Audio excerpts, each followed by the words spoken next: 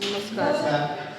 आज आपण जे गटकार्य करत आहोत या गटकार्यामध्ये माझ्याकडे विषय आलेला आहे राग.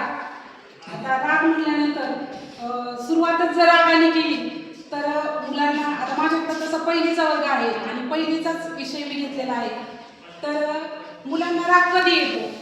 आता आपण पहिल्यांदा मुलांचं म्हणजे मुलंच आपल्याला प्रथम आहे, त्यामुळे आपण मुलांना राग कधी येतो तर पहा, आपण शाळेत गेल्यानंतर मुलं जर शाळेत येताना पहिलीची मुलं हद्दर पडतात, तर पडले ते की कोणी लगे इकडं उठतात आणि इकडे पाहतात आणि त्यांना वाटतं की मला याने धक्का दिला म्हणून मी पडलो, आणि तो त्याच्यावर राग काढतो आणि ते ओरडतात. त्यानंतर वर्गमित्रांनी जर चिडवलं, काही नाव जर पाडलं, तर त्यावेळेस पण मुलांना राग येतो. आणि लहान मुलांना तर फार, कारण घरून आलेले असतात आणि समूहात ज्यावेळेस राहतात, घरी म्हणजे तेच राजा असतात, आणि ज्यावेळेस ते समूहामध्ये येतात शाळेमध्ये आल्यानंतर जर कोणी चिडवलं तर त्यांना त्यावेळेस पण राग येतो.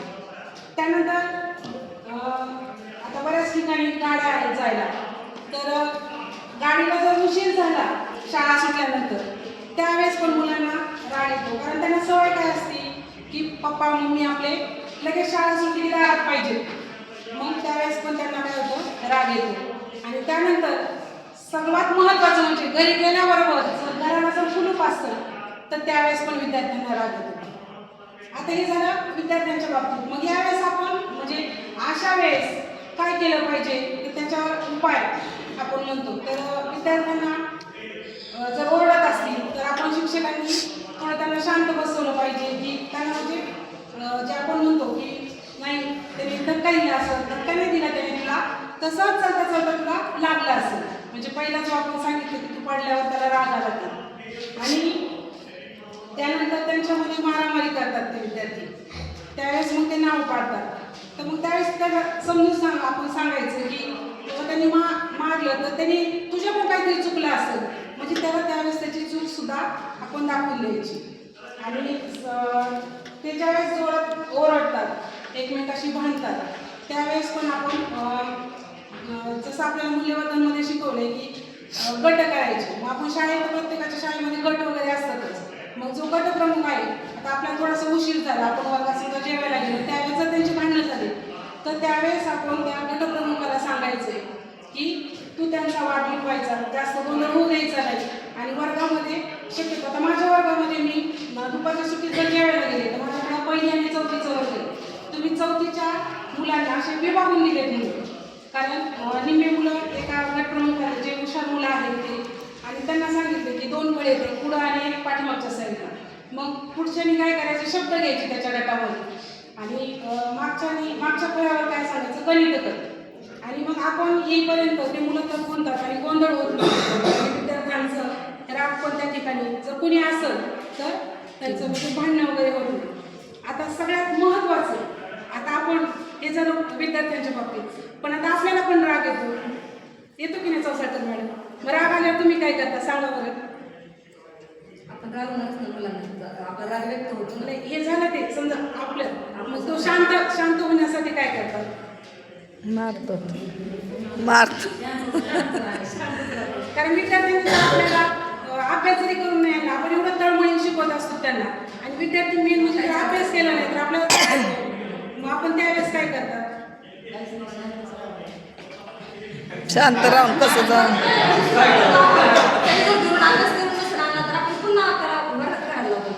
करायचं म्हणजे आपण रागावर किती कंट्रोल करतो, तसंच विद्यार्थ्यांना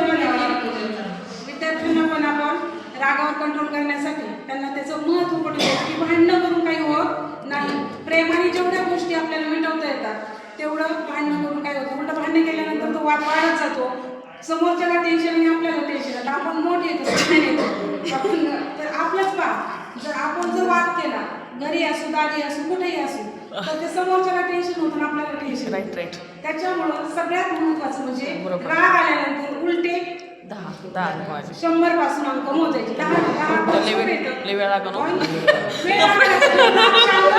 आपण त्याच्यामध्ये गुंततो. तर याच्यामध्ये आपण विद्यार्थ्यांना जर अभ्यास करून असे भांडणं वगैरे झाले तर एखादं आपण जर कृतीयुक्त गीत घेतलं तर विद्यार्थ्यांना आणखी आनंद मिळतो. आणि त्या गीतामध्ये विद्यार्थी काय होतात, समरस होतात आणि तो राग ते भांडण विसरून जातात.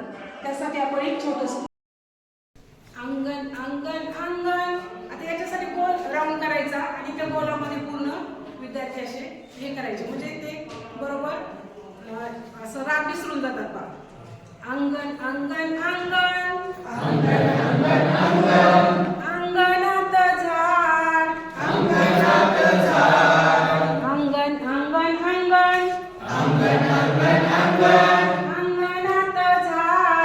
अंगणात झाड झाड आहे आंब्याचे आंबा पडला एक झाड आहे आंब्याचे आंबा पडला एक झाड आहे आंब्याचे आंबा पडला एक झाड आहे आंब्याचे आंबा पडला एक अंगण अंगण अंगण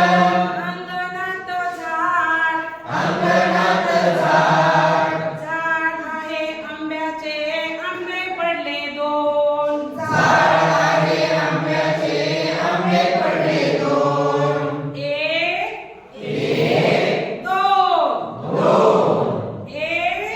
एक दोन अंगण अंगण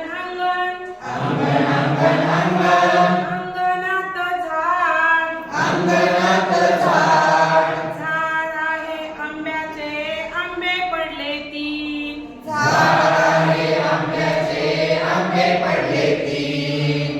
आता याच्यामध्ये आपण बेरीज पण त्यांना शिकू शकतो.